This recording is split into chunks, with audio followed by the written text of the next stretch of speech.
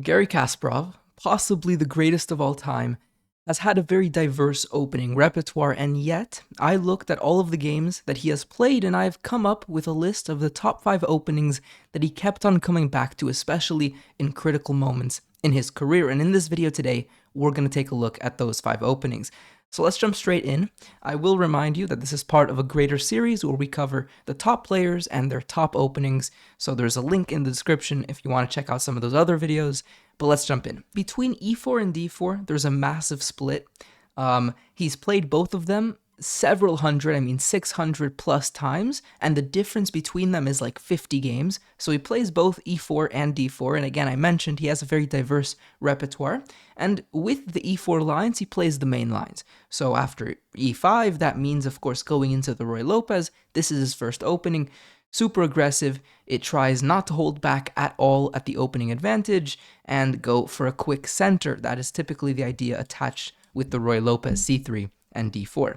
Okay, that was opening number 1, but now I'm going to switch sides. Instead of looking at the Sicilian, I want to spend some time with d4 because, as I mentioned, he has played this many times as well, just as much as e4.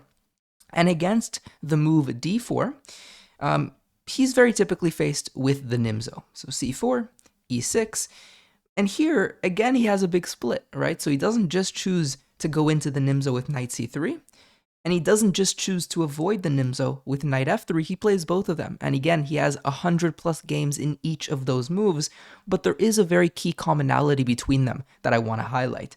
So against knight f3, after the move b6, the Queen's Indian, he plays the move a3. This is so-called the Petrosian variation. And what is he playing for? Well, he's clearly playing against the bishop. He doesn't want the bishop to land on b4.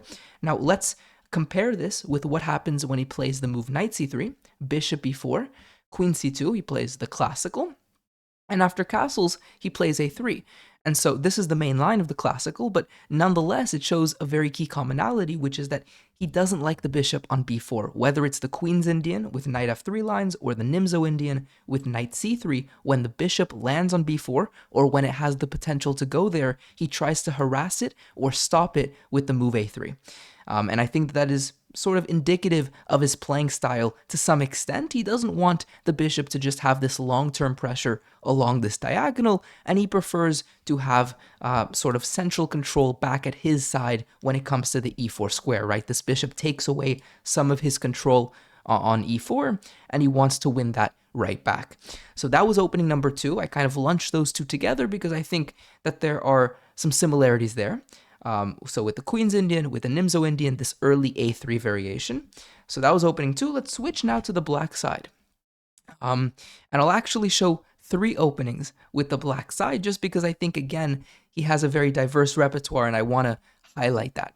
So against e4, he plays the Sicilian. He does so pretty religiously, to be fair. He doesn't have many alternatives. In fact, if I look at the statistics, it says 85% of his games were with the Sicilian against e4. But within that, there is somewhat of a divergence later on. So after takes, knight f6, knight c3. Here he plays a couple different lines. Of course, the Najdorf, the main line, is indeed his top choice, but he has played around at different stages in his career with several other moves here. So we have e6. He has played also g6, sort of the dragon, in many games, and also knight c6 has made an appearance in his chess as well. So, okay, that was against e4. He plays the Sicilian, and within the Sicilian, the Najdorf is his favorite, but he has a couple other options that he occasionally brings out. Now let's switch to his black repertoire against not d3, but d4. So against d4, he plays knight f6. So knight f6 accounts for 80% of his games against d4, but within that, there is a big split. So for opening number 4, after c4, I want to look at the move g6. He plays this pretty much all the time as well, but after knight c3, here's the split. So opening number 4 is the King's Indian. He is very much known for this opening. He found some very cool and fresh ideas in the King's Indian, revived it in a certain way, and he made it very popular at the top level and very popular also for the future generations to employ as well. Although today it isn't really seen at the highest level, it is considered somewhat dubious if white knows what they're doing, but that is of course only at the top level. So what's the idea of the King's Indian? Well, it's quite simple. We surrender the center after the move e4, and we play simply d6. And the idea is to not chip away at the center immediately with pawns, like a very typical e5 or d5 against e4 or d4, but rather castle in these positions early on and then go for e5 or c5 later on. So breaking the tendency to immediately attack the center, restraining the opening a little, but focusing on development, right? The bishop and knight just got out very quickly to very active squares.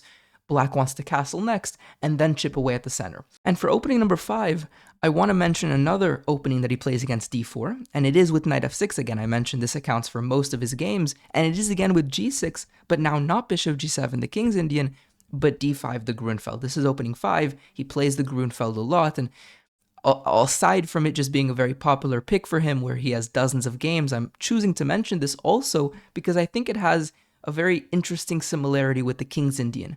And I don't know how often people compare the two, but I think there's something that I'm specifically pointing out, which is after pawn takes, knight takes, and e4, knight takes e3, pawn takes e3, again, you have a situation where black has pretty much surrendered the center very early on.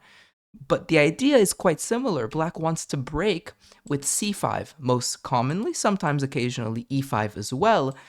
And you have this similar strategic battle where, as black, Kasparov is again giving his opponent everything they could have won, right? The entire center, but then he's slowly chipping away and making it difficult for white to maintain that center. So that, I think, summarizes his top 5 openings in the most concise and accurate way. Again, he has toyed with many other lines, so the Nimzo he has played as black a couple of times as well, but this, I think, is definitely the repertoire that he keeps on coming back to and that shaped his career overall. Hopefully you enjoyed. Subscribe if you're new around here. Comment below who you want to see next on the series, and I'll see you guys next time. Peace out.